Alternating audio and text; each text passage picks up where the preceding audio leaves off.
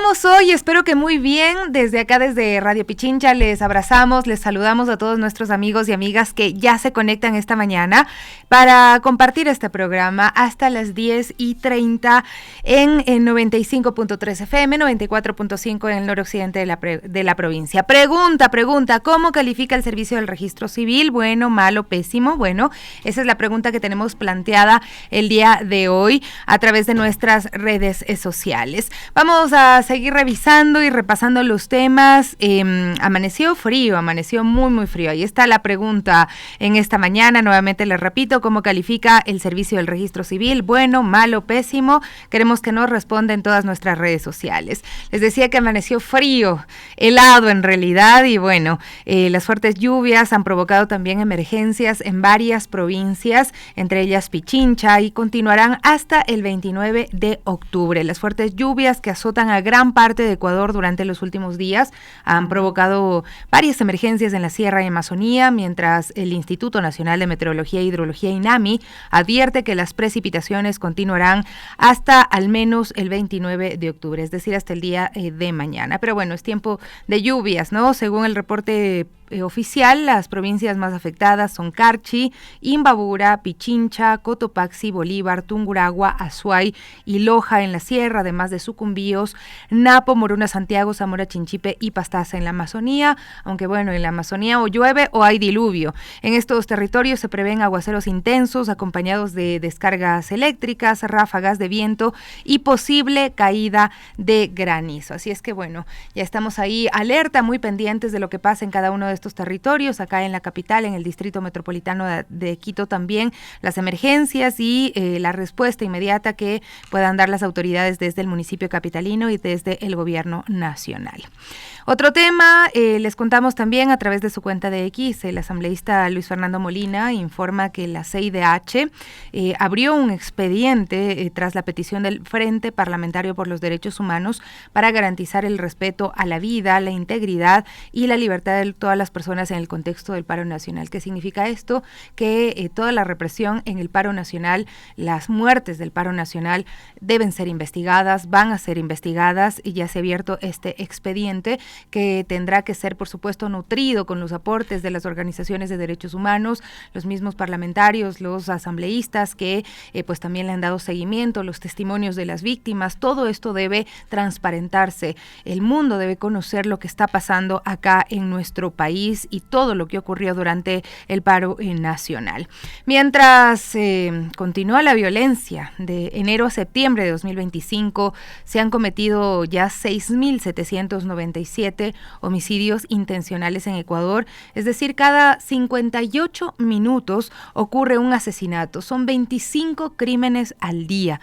Este año se convertirá en el más violento de la historia de nuestro país. Bueno, veamos lo que nos cuenta nuestra compañera Gaby Cruz. La violencia en Ecuador incrementó de forma desmedida. Según el Ministerio del Interior, entre enero y septiembre de 2025 se han cometido 6.797 homicidios intencionales y más de 5.000 casos se concentran en 3 provincias de la costa ecuatoriana. Guayas encabeza la lista con 3.155 asesinatos, lo que la convierte en el principal foco de violencia. En segundo lugar aparece Manabí con 940 casos, seguida de Los Ríos con 920. Esto es un reflejo del recrudecimiento del crimen organizado y la disputa por el control territorial en zonas portuarias y rutas del narcotráfico. En el detalle por cantones, el panorama es aún más revelador.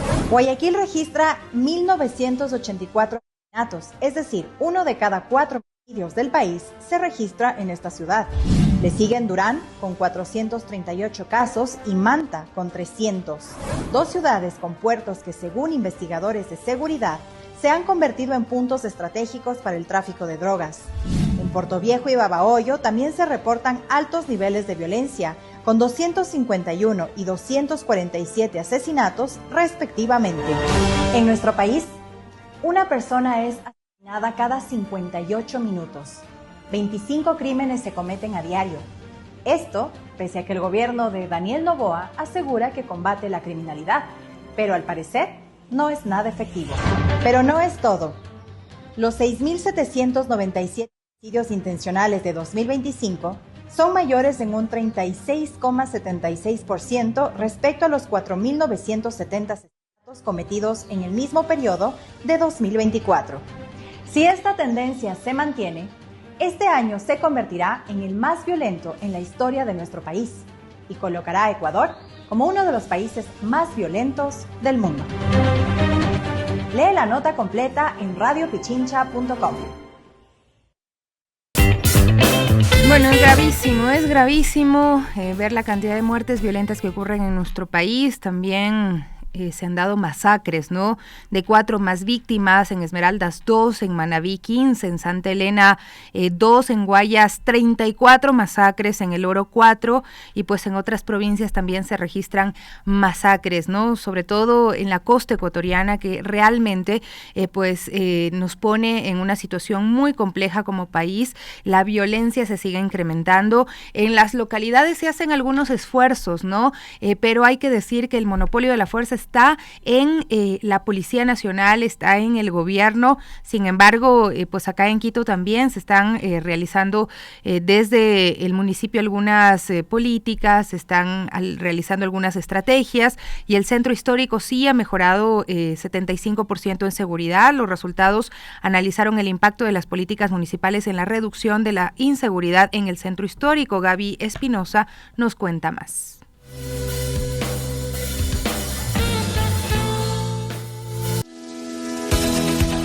La percepción de seguridad en el centro histórico de Quito mejoró entre un 8% y un 12% durante el último año, según un estudio del Observatorio Metropolitano de la Secretaría General de Seguridad Ciudadana y Gestión de Riesgos. El informe, que compara los indicadores de agosto de 2024 y agosto de 2025, muestra una reducción significativa de varios tipos de incidentes en esa zona. Entre los principales descensos constan los robos de mayor connotación, que bajaron en un 27%, libadores en espacio público se redujeron en un 37%, la venta de sustancias sujetas a fiscalización disminuyeron en un 20%, los daños a la propiedad bajaron en un 67% y los eventos clandestinos se aminoraron en un 75%. En ese sentido, el observatorio atribuye esta mejora a la presencia institucional y los operativos permanentes del municipio de Quito. Estos se ejecutan como parte de una estrategia integral de seguridad. Entre las acciones realizadas por entidades municipales están reforzar la vigilancia, promover la convivencia pacífica y garantizar el uso seguro del espacio público. Los resultados se presentaron durante el conversatorio especial de la Red Universitaria del Ecuador, donde se analizó el impacto de las políticas municipales en la reducción de la inseguridad en el centro histórico. Tomado de la web de Radio Pichincha, reportó para las Guarmis Gabriela Espinosa. Ahí estaba la nota con nuestra compañera Gaby Espinosa, muchísimas gracias. Y pues ahora también les contamos sobre otro tema de salud que también preocupa y alerta. Tosferina en Ecuador, 2.600 casos y 43 muertes. El brote afecta con mayor fuerza a Manabí, Azuay y Napo. La mayoría de las víctimas son bebés menores de 1 año. Daniela Fonseca nos tiene los detalles. Ecuador enfrenta uno de los brotes más graves de tosferina de los últimos años. Según el informe oficial de la Dirección Nacional de Vigilancia Epidemiológica, hasta octubre de 2025 se registran 2.632 casos confirmados y 43 muertes por esta enfermedad respiratoria causada por la bacteria Bordetella pertussis. La provincia de Manabí concentra 1/3 de los contagios con 827 casos y la tasa de morbilidad más alta del país. También presentan cifras elevadas Azuay, Napo, Chimborazo, Zamora, Chinchipe e Imbabura. La letalidad es mayor en bebés menores de 1 año, que representan el 60% de los fallecimientos. Pichincha es la provincia con más muertes registradas, 25 en total. La tendencia al alza preocupa. En 3 años, los casos se han multiplicado por más de 6, pasando de 392 en 2022 a más de 2.600 en 2025. El Ministerio de Salud Pública activó una vigilancia intensiva, refuerza la vacunación y anunció la incorporación de la vacuna TDPAP en el esquema nacional. que protegerá a las mujeres embarazadas y a sus bebés. Reportó para las Guarmis Daniela Fonseca. Otra preocupación que sumamos, ¿no? Unos 20 estudiantes de entre 8 y 14 años de la unidad educativa Cotopaxi en el Coca se intoxicaron presuntamente por consumir un refresco. Según la directora distrital de salud, Janina Calderón, se activó todo el equipo sanitario en coordinación con la directora del Hospital Francisco de Orellana, Gina Pérez. 7 niños llegaron con náuseas, vómito y dolor abdominal, pero todos se estabilizaron. Uno recibió alta a la solicitud de su padre. Otros 6 estudiantes ingresados posteriormente también se encuentran estables y permanecen en observación. Las autoridades informaron que la unidad educativa permanecerá cerrada durante toda la semana. ¿Qué pasó en esta institución educativa? ¿Los productos que se consumen son seguros o no? Bueno, ahí también siempre sí el llamado de atención al ARCSA, a las autoridades sanitarias en el país, porque la seguridad de los productos que están en perchas, que se consumen en el Ecuador, tienen que ver precisamente con estas instituciones. ¿Hay institucionalidad en el Ecuador? Es siempre la pregunta que nos hacemos. Gracias a quienes se están conectando esta mañana, a Mónica, a Katy Hernández, Mike Paz también, y a todos nuestros amigos y amigas que están en Radio Pichincha Multimedia. Bueno, también les cuento que el incremento del diésel ha impactado a los panificadores, a las panificadoras. El sector pide dialogar con el gobierno para buscar soluciones y no incrementar el precio del pan. Gaby Cruz nos tiene más detalles. El sector panificador de Cotopaxi mostró su preocupación por la eliminación del subsidio al diésel, pues esto le ha significado un gasto de $60 semanales. El fin de semana, los representantes del sector se reunieron para analizar su situación e indicaron que por pan, el gasto adicional representó 0,015 centavos de dólar. Necesitamos el diésel y es un golpe fuerte, dijo Washington Toasa. Además, lamentó que el gobierno no haya tomado en cuenta al sector artesanal para beneficiarles con un subsidio. Queremos dialogar con las autoridades para que como panificadores nos den subsidio, porque somos los que producimos el primer alimento para las mesas de los ecuatorianos, agregó. El representante aseguró que los panificadores buscan alternativas para mantener los precios y no dañar la calidad del pan. Tomado de radiopichincha.com, reportó para las Guarmis Gabriela Cruz.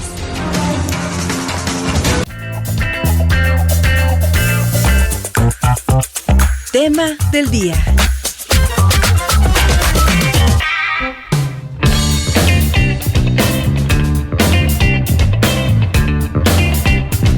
El sonido contestatario de Mugre Sur volvió a incomodar al poder. La tarde del sábado 25 de octubre, la Policía Nacional interrumpió su presentación en el Festival Quito Underground en el Parque de las Diversidades, argumentando razones de seguridad. Sin embargo, para los músicos y para buena parte del público, lo ocurrido fue, claro, un acto de censura directa contra el arte independiente y la libertad de expresión. No era la primera vez que la agrupación quiteña enfrentaba cuestionamientos por sus letras críticas, por su postura política. En 2024, durante el Quito Fest, un performance en el que se mostraba una imagen del presidente colgada simbólicamente, desató una ola de reacciones oficiales y mediáticas. Un año después, el escenario vuelve a ser testigo de una tensión que revela hasta qué punto el arte puede y debe incomodar. Hoy conversamos con uno de los integrantes de Mugre Sur, con disfraz, para entender cómo vivieron esta irrupción policial, qué significa resistir desde la música y por qué consideran que lo sucedido no es un hecho aislado, sino parte de una escalada de censura al arte popular y crítico en Ecuador, pues también otros artistas populares han dado a conocer sus experiencias y cómo les está impactando la censura en el país. Bienvenido, muchas gracias por acompañarnos. Bueno, después de lo ocurrido en este festival, muchos han hablado de censura, de persecución al arte contestatario. ¿Cómo lo vivieron ustedes en ese momento? ¿Qué lectura haces de lo que significa que la policía interrumpa un concierto desde la primera canción? Hola, sí, ¿me escuchan? Claro, sí, claro y fuerte. Bueno, saludos a todos y todas las radioescuchas y los oyentes que están del otro lado. Nos sorprendió un montón porque nos pusieron a cerrar el festival del fin de semana en el Parque de las Diversidades de Quito Underground y ya había un montón de rumores en el que no nos iban a dejar a tocar. entraron al camerino, entraron 5 o 6 policías, el intendente, y empezaron a revisar nuestras mochilas a ver qué teníamos. Y revisaron todo y sabían que teníamos un montón de trajes, máscaras, que es parte de nuestro show. Salieron y desde ahí ya empezó como el rumor de que tal vez no nos dejen tocar, que de pronto puede ser que nos bajen el volumen en la consola. Así que, bueno, nosotros salimos, la primera canción fueron Los 4 de Malvinas, que siempre hacemos con eso empezamos, y creo que ya eso ya les incomodó. La segunda canción apenas empezó y ya se bajó el volumen un poco, ya no sonó la guitarra. Nosotros dijimos, ¿pero qué pasa? Y el sonidista del evento, el productor, dijo, no, es que arriba está el comisario, él es el que está controlando el sonido. La segunda canción el comisario está controlando el sonido? Es que es inentendible. Eso, exactamente. Nosotros no entendemos cómo el comisario que estaba ahí empezó a controlar el sonido de la consola de al frente y dijo que él estaba controlando. Entonces, un muchacho del público cogió un cartón y alzó el cartón que decía no boa, y eso encendió toda la seguridad del evento. Bajaron como 7, 8 policías, empezaron a arremeter a la gente que estaba en el público, a quitarles el cartón. Nosotros ya no teníamos sonido y ahí se acabó todo. Dijeron, no, ya no nos van a dejar tocar, el comisario no quiere, necesitamos que evacúen todo el lugar. Y así pasó. Es gravísimo lo que tú estás relatando, Disfraz, porque además ver la actuación de la policía para decomisar un cartón, eso sorprende mucho. ¿Cuán nocivo puede ser un cartón? El día de ayer yo decía, esos cartones los regaló el mismo presidente con su equipo de campaña. Lo que sí, no le hicieron firmar a la gente que lo recibía un contrato para que adoren el cartón y no lo usen para cualquier otra cosa, ¿no? Entonces es como bien difícil de entender, ¿no? Que la policía ocupe su fuerza, sus recursos para decomisar un cartón y para impedir que artistas pues canten sus canciones. Mugre Sur lleva más de 2 décadas pues usando el hip hop como una forma de resistencia, y ahí quiero preguntarte qué papel crees que cumple el arte y en particular la música popular en un país donde la crítica parece estar cada vez más vigilada, porque a ustedes como artistas se les pone muy difícil, ¿no? Ya de por sí ser artista en este país es complejo, pero esto significa que a ustedes se les cerrarán la puerta en muchos escenarios.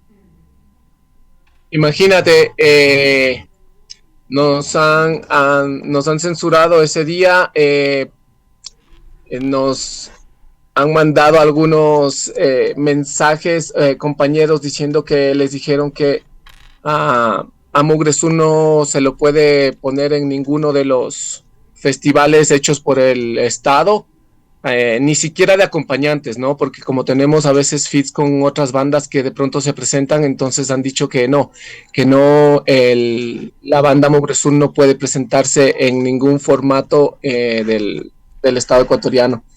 Y sí, se nos hace difícil, ¿no? Como tú decías, vivir del arte es muy difícil en cualquier rama, y ahora la expresión se nos está cortando a todos y a todas. Entonces hacemos el llamado para que nos podamos unir, nos podamos reconocer en las calles, en los eventos, y poder decir lo que pensamos, ¿no? Porque no nos pueden callar la voz, porque sería callar la voz de todo el pueblo a la final. Uh-huh. ¿Qué esperan de espacios como el Ministerio de Cultura? Bueno, el Ministerio de Cultura ya se redujo a una sola institución, así que no sé, tal vez esperemos que después de las elecciones veamos si es que hay todavía el apoyo de los mismos recursos de los ecuatorianos, porque no son recursos que el Estado son de ellos. Ellos solo están administrando los recursos de los ecuatorianos, y entonces eso tiene que saber la gente. Y reducir los derechos, concentrar el poder en una consulta popular cuando en los hospitales la gente de las diálisis están muriendo, es algo ilógico. Y eso es lo que denunciamos, y eso es lo que decimos en nuestra música, y parece que eso no les gusta, ¿no? Entonces, nosotros seguiremos diciendo, nosotros seguiremos compartiendo en nuestras redes que a la final es el lugar donde se democratiza el pensamiento del pueblo. Bueno, pero digamos, desde la vocera, la viceministra Romina Muñoz, prácticamente no entendería que ustedes no esperan mucho, no esperan ningún pronunciamiento a la censura al arte. Nos hemos pronunciado en un par de páginas, nos hemos pronunciado en nuestras redes, la gente se ha solidarizado, desde la gente de la CONAIE se ha solidarizado con nosotros, y eso para nosotros es muy importante, ¿no? Saber de que no somos solo nosotros, Mugre Sur, sino es un montón de gente a la que se le está censurando, a la que se le está reprimiendo con gases, con violencia, con balas. Entonces, no solo somos nosotros, somos un montón de gente que no está de acuerdo con este gobierno porque solo está viendo por sus intereses. Así que eso, básicamente, estamos en la campaña del no, porque sí nos parece que esta consulta popular, con ese montón de millones de dólares que están haciendo esta consulta popular, se podría destinar hacia otras cosas, como la salud mismo, como la educación. Así que estamos en pie de lucha. Disfraz, pues bueno, en los últimos años ya vemos esta creciente militarización del espacio público y este modelo de gobierno que prioriza el control y obviamente el diálogo lo tiene totalmente fuera de escena, ¿no? Es imposible que el gobierno piense en diálogo, está priorizando el control. Les afecta en la creación artística, obviamente la posibilidad de decir lo que se piensa en un escenario, ya vemos que está coartada, pero ustedes van a seguir produciendo música con contenido político, con contenido social. Totalmente, claro que sí. Creo que esa ha sido una de nuestras, creo que ha sido esa la esencia de la banda desde que casi que empezamos. Entonces no podríamos dejar de hacerlo, y ahora con mucho más razón, ¿no? Se va a cumplir casi un año de la muerte de los 4 de Malvinas, así que vamos a estar ahí presentes en este proyecto, en este proceso también, así que la gente está invitadísima. En diciembre vamos a estar cantando la canción en vivo en alguna plaza gratis para todos y todas, para que esto no se quede impune, porque a la final los militares son culpables del asesinato de los 4 niños de Malvinas, y eso está clarísimo. Entonces eso hay que seguir replicando, porque pueden ser nuestros parientes, podemos ser nosotros mismos, pueden ser los vecinos, así que hay que alzar la voz, porque el arte tiene esa herramienta también, ¿no? Bueno, donde vaya Mugre Sur va a ir la policía en todo caso, ¿no? Lo que pasa es que hoy por hoy está como difícil pensar que los espacios donde está la policía son espacios seguros. Pero más allá de la indignación, hay una generación que los ve como referente. ¿Qué mensaje quisieras también dejarles a quienes hoy sienten miedo de expresarse a través del arte, a través de la palabra? Hemos visto artistas gráficos también que han visto sus cuentas denunciadas y que han tenido que abrir cuentas alternativas, lo que significa obviamente para ellos una afectación. Digamos, ¿qué mensaje les das a quienes hoy tienen miedo, a quienes están viendo que esta censura y la represión, que no siempre es física, que se expresa en exclusión de festivales, en el corte de fondos, en la cancelación de las presentaciones, pues, ¿qué les dirías? Que no tengan miedo, porque eso es lo que quieren, eso es lo que quiere el Estado, eso es lo que quiere este sistema. Que tengamos miedo, ¿no? A esa represión, a los gases, a las balas de goma, a estas bombas que te dejan sordo. Entonces no tengamos miedo, porque si nos unimos somos más. Si nos unimos somos más, y ya ha pasado, ya está comprobado. Hace muchos años se fue Lucio Gutiérrez, se fue Abdalá Bucarán, estuvo Lazo también. Así que por eso digo, no tengan miedo. Unámonos, salgamos a las calles a decir lo que pensamos, a lo que no estemos de acuerdo, y decirlos, ¿no? Porque yo creo que la única arma que tenemos es la voz, la única arma que tenemos es el arte, en las paredes, en las calles, así que, y ahora en las redes sociales, así que no tengan miedo de alzar la voz, porque somos más. Disfraz, bueno, el arte, tú bien lo dices, es una forma de memoria, una forma de resistencia. Ustedes desde el hip hop, el arte popular, también cómo plantear esta reconstrucción del tejido social en medio de un país que está fracturado por la violencia, por el desempleo, por la desconfianza del otro, por esa separación tan marcada también que se ha puesto en este momento desde el gobierno, llamando terroristas a quienes están en contra de sus políticas, así hagan una manifestación con flores. Pues desde el otro lado también esa desconfianza de todo lo que viene desde estos espacios muy elitistas. Lo que quieren es reducir los derechos, concentrar el poder, provocando caos en las instituciones para poder privatizar. Por eso decimos no a la consulta, y no es un capricho. Nosotros no somos opositores, decimos, nosotros somos críticos de no solo este gobierno, sino de todos los gobiernos que han pasado por este país, porque ya pasó con nuestros abuelos, ya pasó con nuestros padres, ahora está pasando con nosotros, y si no protestamos y si no decimos algo, va a pasar con nuestros hijos. Así que hay que levantarse, hay que decir, hay que pronunciarse. Ahora, Disfraz, la policía de alguna forma justifica la suspensión del concierto argumentando razones de seguridad, consumo de alcohol, disturbios entre el público. ¿Qué piensas también de esa versión oficial, no? Y cómo contrasta con lo que ustedes vivieron desde el escenario. El día domingo hubo un concierto donde también nos invitaron en el Parque de la Mujer y no dijeron nada. Eso es lo raro. No hubo intendencia, hubieron tal vez una docena de policías que se pusieron en la parte de atrás de la cancha y todo sucedió muy normal desde el principio, desde 10 de la mañana hasta las 5 de la tarde que nosotros cerramos el evento.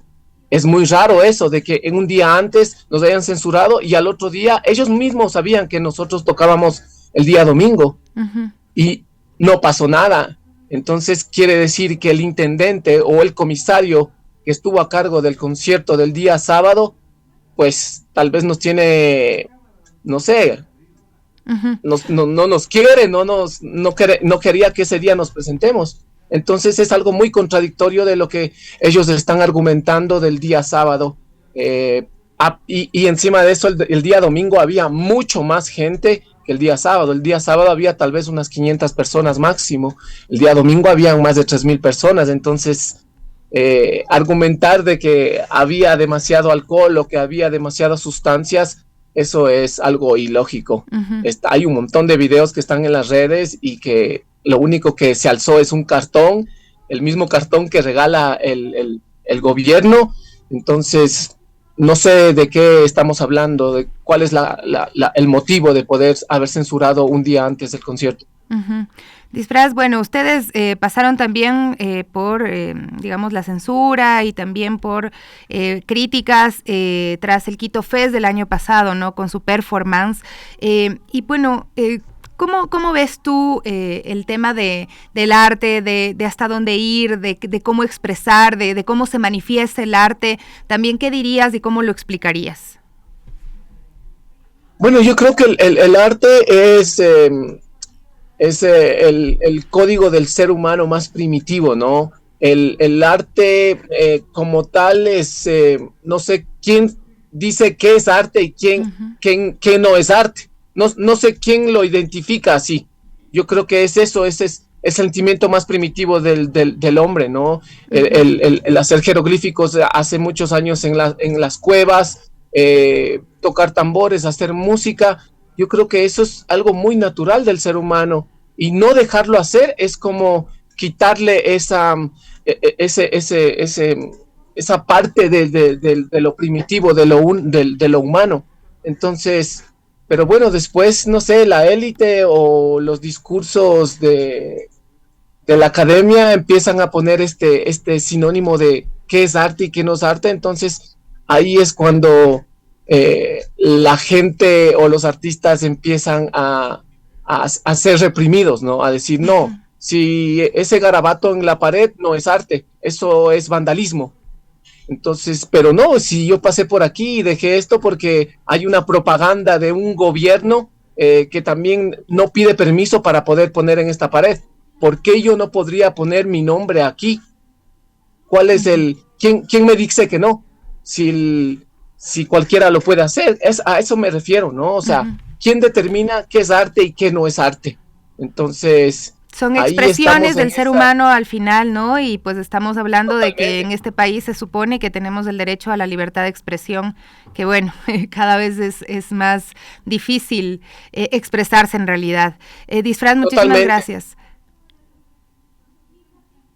A ustedes muchas gracias por el espacio, a todos y todas las que están escuchando. Esperemos vernos ahí en las calles, esperemos vernos en los teatros, en los lugares donde esté la libre expresión, y no tengan miedo de decir lo que piensan. Muchas gracias. A ti muchísimas gracias. Y bueno, decíamos precisamente, es el arte de protesta contestatario el que reconstruye el tejido social, el que permite también aglomerarse en base a la construcción del pensamiento, ¿no? Que es lo que pues ellos están haciendo a través de su música. Son las 9:34, nosotros hacemos una cortísima pausa. Gracias a toda la gente que nos ha escrito, mucha gente pendiente de Mugresur, Emi Cedeño, Olguita Flores,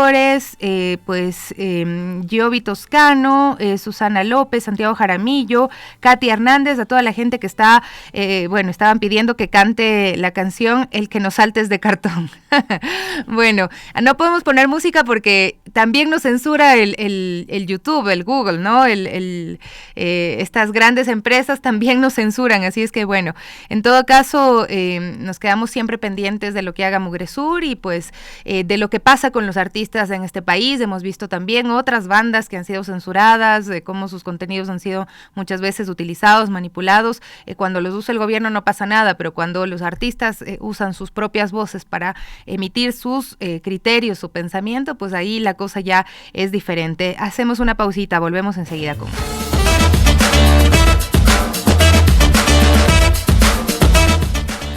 Casa llena, Gaby Cruz ya está con nosotros. ¿Cómo estás? Buenos días, mi Gaby. Buen día, mi Sofi. Buen día, amigos y amigas de las Guarmis y de Radio Pichincha. Y estamos aquí junto a ustedes siempre llevándoles más información y ya con nuestras invitadas en cabina. Así es, seguimos conmemorando el mes de la afroecuatorianidad, una oportunidad para reconocer la fuerza, la memoria y los aportes del pueblo afroecuatoriano en la construcción del Distrito Metropolitano de Quito y, por supuesto, del país entero. Así es que en este marco el Instituto Metropolitano de Patrimonio está impulsando algunas acciones para salvaguardar el patrimonio cultural y material del distrito, rescatando las voces, las memorias, luchas de comunidades históricamente marginadas. Y una de esas acciones es la investigación Memoria Social del Pueblo Afroecuatoriano en Quito, este trabajo profundo que recupera testimonios, archivos, registros que evidencian la presencia y participación activa del pueblo afro en la historia, la economía y la vida cultural de la capital. Así es que bueno, hoy vamos a conversar con Tamara López, directora de Proyectos Especiales del Instituto Metropolitano de Patrimonio, y también con la antropóloga Carolina Aspiazu, quienes nos cuentan los principales hallazgos de esta investigación y la importancia de visibilizar la memoria afro como parte del patrimonio inmaterial de la ciudad. Bienvenidas, muchísimas gracias por acompañarnos, por estar aquí en las Guarmis. Y bueno, primero, ¿qué significa desde el enfoque del patrimonio inmaterial rescatar las memorias afro en la ciudad? Tamara, cuéntanos, por favor. Bueno, buenos días con todas y con todas los radio escucha. Primero siempre enfatizar que como competencia del Instituto Metropolitano de Patrimonio está el de registrar las manifestaciones culturales del patrimonio inmaterial, que son esos saberes, esas tradiciones, esa memoria, y que en algún momento nosotros como instituto nos enfocamos en realizar la investigación de la memoria social del Distrito Metropolitano. Entonces, en ese sentido, nos surge varios proyectos como lo que es la lengua quichua, que también es una investigación inédita a nivel del distrito, lo que es la memoria social del pueblo afro quiteño, en todo lo que es el distrito, y también lo que es la memoria social de Tumbaco, planes de salvaguarda que siempre van enfocados en el rescate y la preservación de nuestras tradiciones. Entonces, con este preámbulo, en lo que es la investigación del pueblo afro, nosotros empezamos una investigación en el mes de noviembre del año 2024 y lo realizamos hasta el año 2025. En este contexto queremos siempre entregar como parte de la normativa esta investigación a la comunidad y siempre dar relevancia a los portadores, quienes fueron investigados, quienes formaron parte de esta investigación, que es alrededor de unas 100 personas, queremos siempre, como parte de la normativa, devolver esto a la comunidad y quien formó parte de esta investigación. Y bueno, también, Carolina, quisiéramos conocer qué hallazgos más relevantes se encontraron también en torno al pueblo afro en la construcción también del Distrito Metropolitano de Quito. Buenos días con todos, con todas, con todes. Justamente uno de los hallazgos más importantes es saber que el pueblo afrodescendiente ha sido parte de la construcción de la ciudad de Quito y sobre todo desde la fundación.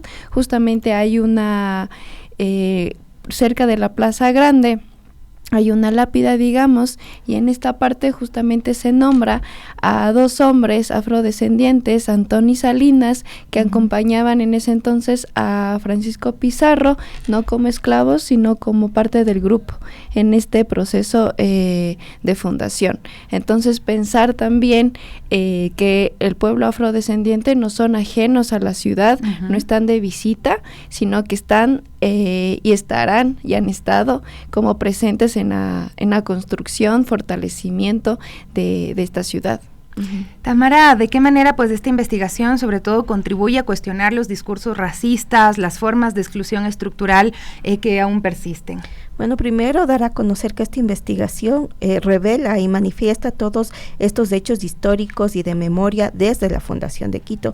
Como dice Carolina, no es que vienen de visita, están desde nuestra fundación, formaron parte de nuestra historia, forman parte de nuestra historia y es necesario visibilizar, porque conocer esta memoria nos permite involucrar, nos permite mencionar que la población afro somos todos, ¿no? Formamos parte de nuestra comunidad y las manifestaciones que se registraron, que son alrededor de 33 manifestaciones, también nos dan cuenta de su cultura, ¿no? De su gastronomía, de su música, de su ancestralidad y que a la larga formamos parte de todo lo que es la comunidad del distrito.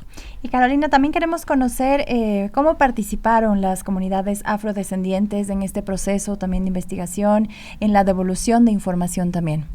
Justamente se trabajó, lo importante también fue que este trabajo fue coordinado por un equipo consultor y sobre todo con John Antón. John Antón es un investigador, antropólogo afrodescendiente también, y entonces él conformó un equipo también afrodescendiente en su mayoría. Estuvo Sonia Viveros, Jesús Salas, Darwin Minda y una historiadora más. Y entonces todos ellos justamente trabajaron desde las organizaciones sociales afro también, también en organizaciones de música, danza, pensando también que no se trabaja sino desde la voz de quienes son parte del grupo social, ¿no? Y en este caso también lo que quisimos como primer momento de devolución de la información, ya que la investigación y el proceso terminó en el mes de agosto y justamente octubre, por ser el mes de la afroecuatorianidad, junto con los espacios culturales de la Secretaría de Cultura, realizamos una agenda cultural afrodescendiente, ¿no? Y en eso, como el primer momento, quisimos hacer una gira del corto documental, porque es uno de los productos, pensando también que una investigación debe tener, debe ser democratizada y debe ser accesible en distintos formatos. Entonces, uno de estos fue un corto documental, y así fue como en primer momento se devolvió a la comunidad. Y quisimos primero también devolver en distintos espacios, en este caso en teatros, estuvimos en el Teatro Capitol, en el Teatro Cumandá, en Fundación Museos, justamente porque el trabajo importante no es seguir sensibilizando a los mismos afrodescendientes, sino justamente con tu anterior pregunta, es sensibilizar a la población blanca y mestiza, que ahí es donde como surgen todas estos micro racismos y se reproducen este racismo estructural que invade nuestras mentes y nuestros cuerpos. Entonces justamente fue devolver primero a esta sensibilización. ¿Para qué hacemos esta investigación? No solamente es para quedarnos, o sea, siendo endogámicos de que sí, nos quedamos con los afrodescendientes, sino que hay que sensibilizar más allá de... Así es, y bueno, ahora mismo, ¿qué retos se enfrentan para que esta memoria sea reconocida y sobre todo incorporada a políticas públicas y también en la educación? Bueno, tenemos como dentro de la investigación algunas estrategias de salvaguarda, entre ellas primero la devolución, pero también difundir esta memoria con todas las instituciones, primero municipales, también queremos llegar a la prefectura y obviamente también que se establezcan en políticas públicas, ¿no? Estos foros y estos cineforos que se ha realizado mediante esta agenda también ha sido dirigida a los estudiantes para que desde la información con la educación también se cree una conciencia y una sensibilización para que no exista este racismo, ¿no? Que para que se minimice, porque de cierta manera todavía estamos presentes, estamos evidenciando ciertas actitudes también que nos permiten todavía formar unas políticas públicas que se la consideren dentro de la educación, dentro de la gestión territorial, dentro de la ocupación del espacio público y también dentro de la gestión cultural que tenemos como municipio y como país.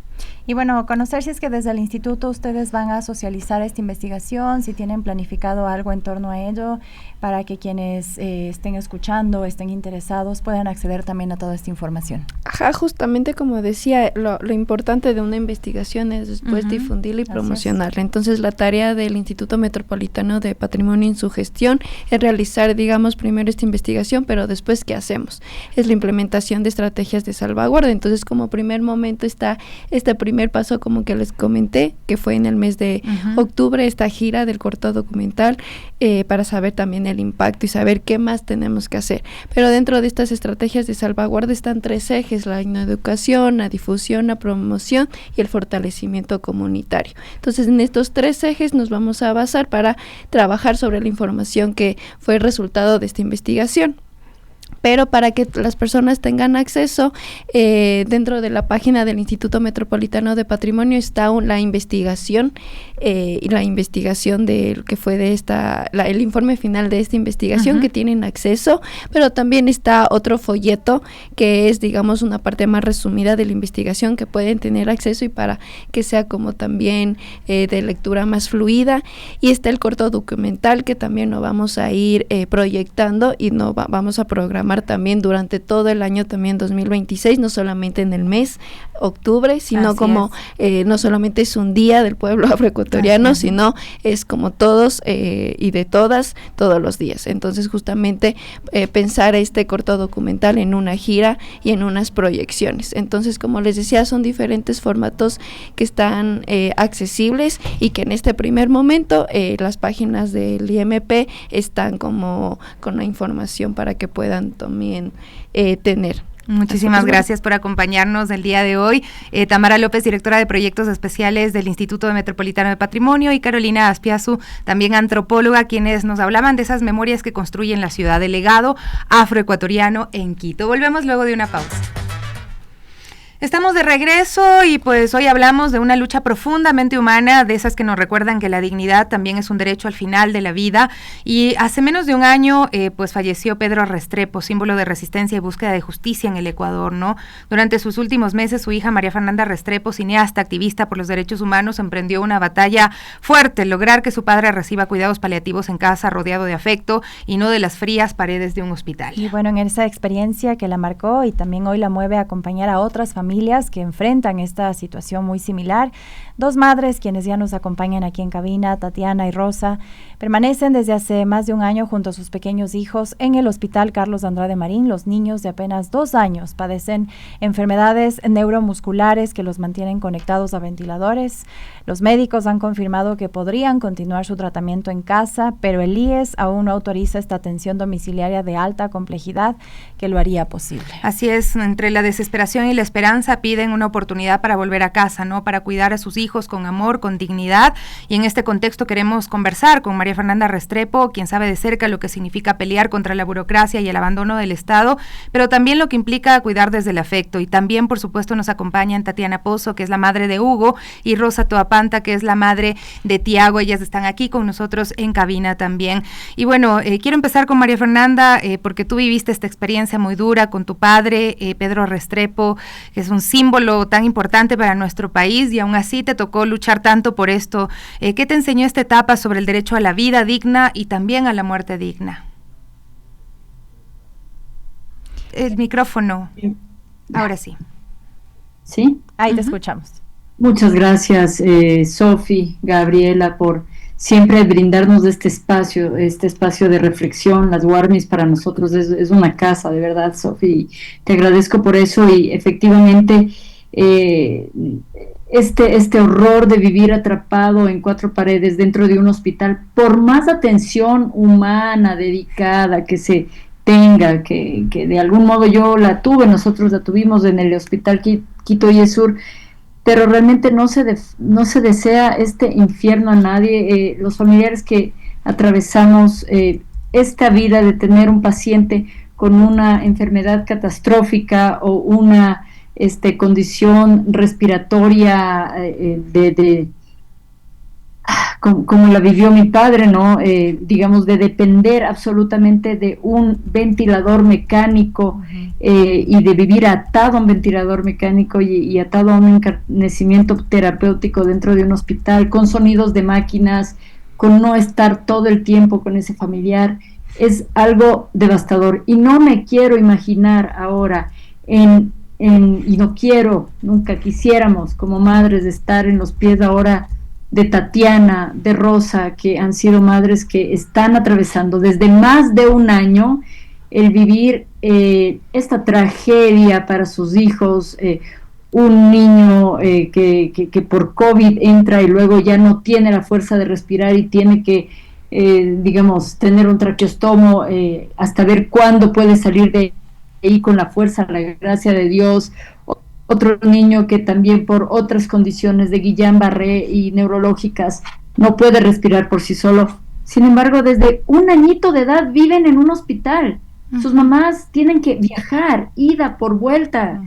Eso es un infierno, eso es un infierno en la tierra. No, esos niños necesitan un apego seguro. Esos niños con ese apego, con ese amor dentro de sus casas, van a poder tener una mejor recuperación, van a tener menos peligro de infecciones y reinfecciones virales, bacteriológicas, que es el más alto peligro en UCI. Uno a veces no se muera ni siquiera por la cuestión respiratoria, sino por alguna maldita infección. Y no es justo que estas madres en silencio tengan que vivir esto, y existe ya aprobada la normativa de salud hace pocos meses por el Ministerio de Salud, por el IES, para atender a pacientes de alta y mediana complejidad en casa. Y existen los servicios médicos de alta complejidad o de terapia intensiva, como decimos, para que esos niños puedan estar en sus casas con un ventilador mecánico y con la asistencia de una enfermera, y sus madres no se desamparen de ellos ni un minuto, como ahora les toca estar lejos. Y bueno, queremos primero preguntar a Tatiana, ella es mamá de Hugo, conocer cómo ha sido también este año, estos meses viviendo prácticamente lejos de casa, en ir y venir, como le decía María Fernanda, al hospital y a casa. También la situación de sus familias, cómo logra mantener también su hogar, estando también prácticamente a tiempo completo en el hospital con su pequeño. Cómo ha sido también esta lucha, ¿no? Y también de esperar la respuesta del hospital, de las autoridades, del Ministerio de Salud, frente a este pedido que ustedes hacen de tener a sus pequeños en casa y que puedan atenderlos en casa. Buenos días. En realidad es algo doloroso, desgastador físico, psicológicamente, porque en mi caso llevo 1 año, 3 meses con mi Huguito aquí, como lo decimos en el Hospital Carlos Andrade Marín. Él es viene de un parto gemelar, por lo tanto tiene un hermanito de la misma edad, de 2 añitos. Tengo más hijos, yo viajo todos los días.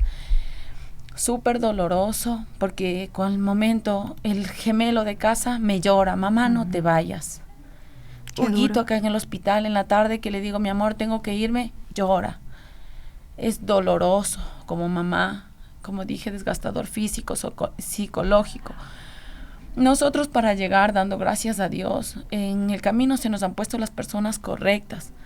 Para llegar aquí hemos recorrido un camino largo, donde hemos tocado puertas, inclusive tocamos hasta la final, hablar con gerencia. No nos hicieron caso, nos han hecho caso omiso, nos han dejado, y llegamos a saber que hay este tipo de servicio que es la atención domiciliaria de alta complejidad, en la cual nosotros pedimos que se nos acepte este servicio, que se nos brinde a nosotros y poder tener una vida digna, brindarles la seguridad a nuestros hijos de que permitan estar en casa con sus hermanos, con toda la familia. Es muy duro. Tenemos ahora una familia dividida, porque está un hijo por un lado, otros hijos cuidados con otra persona, el hijo en el hospital. Nosotros como mamás nos tenemos que tratar de hacer todo lo posible.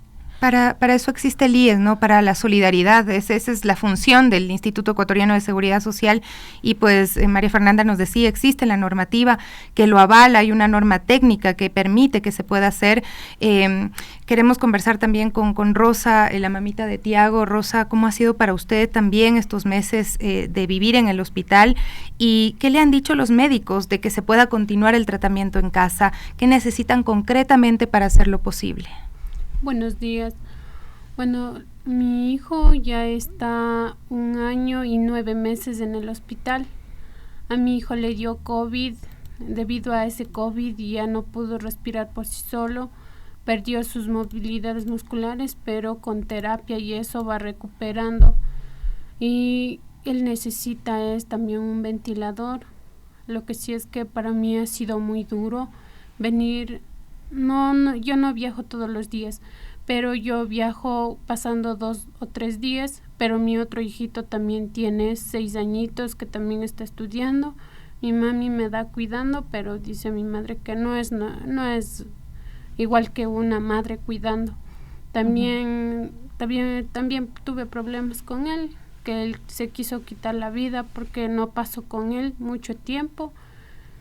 Yo vengo los lunes, regreso los jueves, o a veces voy los viernes, pero sábados y domingos yo no paso en el hospital. Trato de dar tiempo con mi otro hijo. Mi esposo no me puede ayudar porque él trabaja de lunes a sábado y a veces trabaja los domingos y no me puede ayudar. Soy yo la que parto en 2, tengo que dividirme en 2 para salir adelante con mis 2 niños. Pero gracias a las personas que nos atravesaron en el camino, eso es una obra de Dios también. Darle gracias, porque gracias a ellos sabemos que hay esta institución, solo falta que nos apruebe. Eso sí pediría de la manera más ¿cómo le diré? Tienen que cumplir, es un derecho, Rosa. Yo sé que usted lo pide con todo el amor del mundo, que usted lo pide desde esta vivencia tan dura, pero es un derecho y los derechos hay que exigirlos, ¿no? María Fernanda, bueno, tú pasaste también toda esta experiencia, obstáculos que se enfrentaron, y aquí depende a veces de la voluntad de una firma, una señora que además nunca nos contesta, la gerente del hospital del HCAM, que es muy difícil llegar a ella, ¿no? Pero según tu experiencia, ¿se puede hacer? ¿Quién tiene que firmar? ¿Quiénes tienen que poner de su parte para que este infierno que bien tú mencionas y lo dices se acabe para estas familias y puedan tener un poco de paz para llevar sus procesos en casa? Sí, es como vuelvo a repetir, es un infierno en la tierra. Yo tuve a mi padre 2 años y medio encerrado en un hospital, reinfectado, infectado, con muchos problemas de por medio, bien, mal, pero digo, De todos modos, él tenía 80 años. No me puedo imaginar un bebé de 2 años. O sea, definitivamente no es lo mismo esta realidad en el cerebro de un niño, y en unas madres que se tienen que dividir en 2 y en 3, no es posible. Yo peleé demasiado porque acaten estas normativas, que este servicio existe y lo dan en el ISPOL, que es la seguridad de la policía, en el ISFA, que es la seguridad de los militares, y en el IES existía este servicio, lo dieron hasta en el COVID, ¿ya? Y durante el COVID iba gente, terapeutas respiratorios, ventiladores mecánicos, a las casas, a atender a la gente, hasta que se acabó ese servicio. Sí, es un servicio costoso en casa, pero más les cuesta a los hospitales tener 2 camas bloqueadas ya 1 año y medio, con todos los costos de personal, atención que existen. Cuesta más en un hospital que en la tranquilidad de la casa. En la casa obviamente no es un camino de rosas esto, y cualquier complicación puede ocurrir, pero cualquier complicación también ocurre en un hospital, y no hay nada mejor que estar en casa, su madre con todos sus hijos, como dicen, no divididos, no separados. Peleé por esto, peleé hasta diciembre, porque los unos del IES, del consejo directivo, allá es donde debe ir, no a la gerente de la Checam, ellos no tienen nada que ver, es del consejo del IES. El consejo directivo del IES, ahí nos falta un papel, es que nos falta la aceptación del Ministerio de Salud, es que el Ministerio de Salud, sacando excusas y alargando, me alargaron. Yo empecé en marzo del año pasado a dale con el consejo del IES. Sí, no, las vueltas a ver si este señor se muere en algún momento.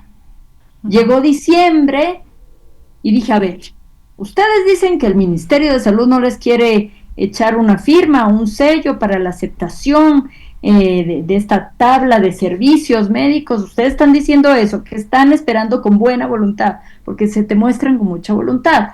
Y los otros dicen, nosotros no tenemos nada que ver. Los senté 1 semana antes de que mi papá fallezca al ministro de Salud de ese momento, y a los del consejo directivo del IES. Ups, ahí sí no sabían por dónde meterse, porque el ministro de Salud dice, pues no tenemos nada que ver nosotros, ustedes pueden dar la atención en salud. Lo que pasa es que, claro, esos costos, a ver cómo los asumen.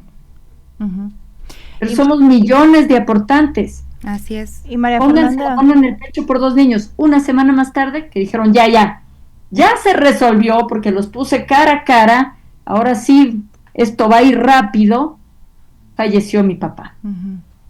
Ahora, hace pocos meses, existe ya la normativa de salud aprobada por el consejo directivo del IES, entiendo, según me cuenta uno de los servicios médicos que iba posiblemente a atender a mi papá, que ya existe la aceptación de la atención de alta complejidad. Estos niños tienen un servicio de alta complejidad en casa y de mediana complejidad. Entonces hagamos lo posible. Gracias. Yo quisiera preguntarles, para cerrar un poco y concluir, ¿qué le dirían ustedes a las autoridades del Consejo Directivo del IES si le estuvieran enfrente? Tatiana, Rosa, Tatiana, ¿qué le dirías tú? Porque lo que ustedes están pasando no tiene nombre. Como madres cuidadoras, como mujeres que solamente quieren ver a sus hijos crecer en casa, ¿qué le dirían a las autoridades? Le diría que sean empáticos, y que lo que nosotros estamos pidiendo no es mendigar, es un derecho. Un derecho a la salud. Nuestros hijos, ahora el gobierno habla de la inclusión. Nuestros hijos están ahora con un carnet de discapacidad. Que se haga valer el derecho a la salud, que nos apruebe y nos brinden esa oportunidad de regresar a casa. Y como se manifestó en reuniones que nosotros tuvimos, el costo, nosotros sabemos que el estar en UCI hospitalaria les cuesta, pero también sabemos que va a ser mucho más económico. Entonces le diríamos que se apruebe y que nos brinde ese derecho a la salud de nuestros hijos para tener una vida digna, de calidad, basada en amor y con tranquilidad, sabiendo muy claro que nosotros tenemos en cuenta, como palabras textuales de un médico, en hospital y en casa nos puede pasar cualquier evento adverso, pero lo que nosotros queremos es mejorar la calidad de vida. Entonces, que se hagan responsables. Eso es ser un acto empático y de responsabilidad, el derecho a la salud. Y Rosa, usted también, ¿qué les diría a estas autoridades para que escuchen este pedido de que su hijo pueda ser atendido en casa? Porque ahí también, y lo mencionaba María Fernanda, están libres de que puedan contagiarse de algún virus, de alguna bacteria. Además que están cerca de sus familias, tan importante que es recibir ese amor y ese cariño de las familias. ¿Qué les diría a esas autoridades? Yo de mi parte diría que también se solidaricen con nosotros, que también se pongan parte de ellos, como no sé, si no tengan hijos o no sean mamás, que no sientan el dolor que nosotros sentimos. Nosotros son mamás, creemos y estamos luchando por nuestros derechos, por la salud de nuestros hijos, para poder regresar con nuestra familia a la casa. Pues en mi caso, para poder estar más pendiente de mi otro hijo también. Eso le pediría que a los directivos que por favor nos ayuden a firmar o a recordar los documentos que ya existen. Nosotros no estamos pidiendo algo que no existe, como dijo el doctor. Dijo, no existe. Ahora nosotros sabemos que sí existe esa ley normativa, que sí existe y sí nos pueden atender en la casa. Eso le pediría. Rosa, yo de mi parte. En su caso es muy duro, bueno, de las dos sin duda, pero usted nos está hablando de un antecedente muy grave también con su hijo pequeñito, y es salvar dos vidas, ¿no? Porque estamos hablando de la salud mental también de estos niños y niñas que están en casa y los que están en el hospital también, que están siendo destrozados por un sistema que no responde, por un sistema que no está pensando de forma humana, que está pensando en negocios, en dinero, en términos económicos y no en lo que implica salvar las vidas de las personas, pero vidas con dignidad, vidas con bienestar. Y pues bueno, Tiago y también Huguito pues se merecen esta oportunidad, así es que también a nuestra audiencia le pedimos, ¿no? que ayuden a hacer esa presión a las autoridades del Consejo Directivo del IES para que hagan caso a esto, ¿no? Nosotros, un poco para atar al tema, ¿no? También cuando vemos cómo concibe el Estado a la salud, vemos lo que ha dicho el presidente Daniel Noboa hace unos días, que ha reiterado su postura sobre reformar la estructura del Instituto Ecuatoriano de Seguridad Social y que no debería continuar como prestadora directa de servicios de salud. Así es, él explicó que la competencia debería trasladarse únicamente al Ministerio de Salud, mientras que el IES solo debería enfocarse en la administración eficiente de fondos y beneficios de los afiliados y no prestar este servicio de salud al cual todos aportamos también, ¿no? Y es un derecho. Y tenemos más información también en la siguiente nota y nos despedimos también de nuestras invitadas. Muchísimas gracias por acompañarnos y tenemos más información en la siguiente nota.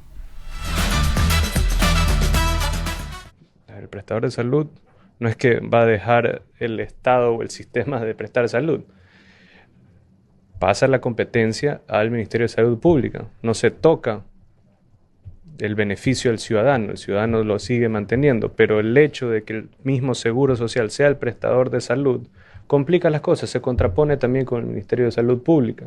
A veces tener dos prestadores de salud estatales, pues el uno es estatal, el otro en teoría no es estatal, pero pues existe también, está involucrado el Estado, lo vuelve sumamente complejo.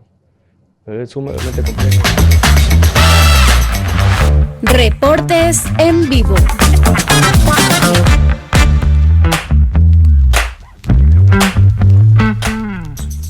Ya estamos de regreso en Asguarmis y bueno, queremos comentarles que el alcalde de Quito anunció que el municipio invertirá más de $100 millones anuales, esto en un piso de protección social para los sectores más vulnerables. Así es, del otro lado hizo un anuncio importante del sistema de recaudo del Trole y Ecovía y se refirió a temas políticos, a las declaraciones de Jorge Yunda. Diana Dávila nos brinda más detalles. Un saludo cordial a nuestros amigos que están en la señal de Radio Pichincha. Nos encontramos en el Centro de Arte Contemporáneo, donde el alcalde de Quito, Pavel Muñoz, brindó algunos detalles alarmantes de la pobreza y exclusión que vive Quito especialmente. En este sentido, anunció la inversión de $100 millones anuales de lo que llamó un programa de piso de protección social. Escuchemos los detalles de esta información. Ecuador tiene la tasa más alta de pobreza alimentaria infantil después de Haití, tema que nos preocupa mucho, 23% en menores de 5 años. También, como se lo hizo a nivel internacional con Sid Gallup, hicimos nosotros en Quito un estudio donde el 14% de los hogares encuestados nos dicen que alguien tuvo que dejar de comer en su hogar para que otra persona lo pueda hacer. Y en Quito, el 21% de los hogares no puede costear una dieta saludable. Este es un dato de UNICEF. Frente a eso, hemos consolidado entonces un piso de protección social, que en la sumatoria de componentes del área social llega a ser más de $100 millones al año que invierte el municipio de Quito, y estos 5 temas son para nosotros los más importantes al día de hoy. Nutricional adicional, particularmente para niños de 0 a 5 años, educación, salud, cultura y medios de vida para la familia. Mucha atención con la siguiente información, porque en otro tema, el alcalde de Quito anunció que en los próximos meses habrá un cambio en el sistema de recaudo del trole y la ecovía, por lo que pidió a la ciudadanía estar muy atenta. En Metro de Quito nosotros entramos con la tarjeta ciudad, con la cédula, con aplicaciones en los 2 sistemas de celulares que tenemos o desde la página web. Exactamente el mismo sistema vamos a tener en las paradas de trolebús y ecovía. Y para eso necesitamos que esas paradas estén, en perfecto estado. Hacia la ciudadanía, decirle que por favor se vaya preparando. Nosotros mantendremos, no muy extendido en el tiempo, de hecho buscaremos que mantengamos seguramente no más allá de 6 meses, personas para que ayuden a hacer el cambio de mentalidad. ¿Cómo entramos hoy al sistema de trolebús? Tengo una moneda de $1, voy y la canjeo, la cambian una ventanilla. Las ventanillas desaparecerán dentro de los próximos 8 meses, seguramente 10 meses. Buscaremos darles la transición adecuada, sobre todo para que adultos mayores puedan tener la colaboración del caso. Pero si ya no tenemos esto, significa que tendremos sistemas automatizados de ingreso a los sistemas tanto trolebús como ecovía. Esto es lo que se conoce como el famoso sistema integrado de recaudo.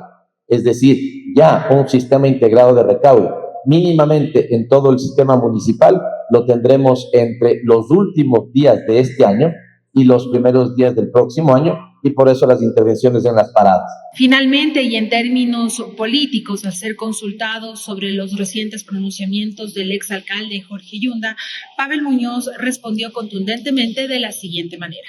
En primer lugar, yo procuro no distraerme como una oposición que, digamos, no le aporta nada a la ciudad. Nosotros, como ven, estamos dedicados a nuestro trabajo. Y realmente contestarle al señor Yunda, que como alcalde fue un mediocre locutor y un mediocre voleibolista, no amerita de mi parte ninguna respuesta. Es lo que les podemos informar de esta última rueda de prensa del alcalde de Quito, Pavel Muñoz, en el Centro de Arte Contemporáneo. Continuamos con ustedes.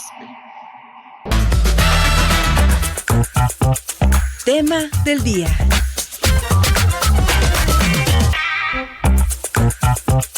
Tema del día.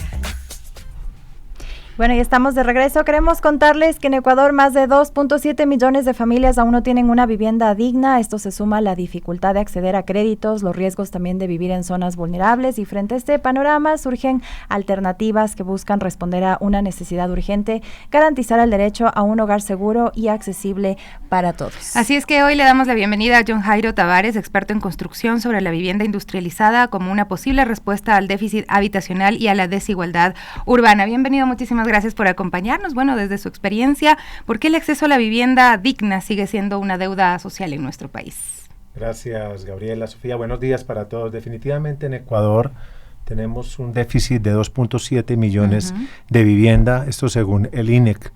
Solamente el 49% de las familias tienen vivienda propia.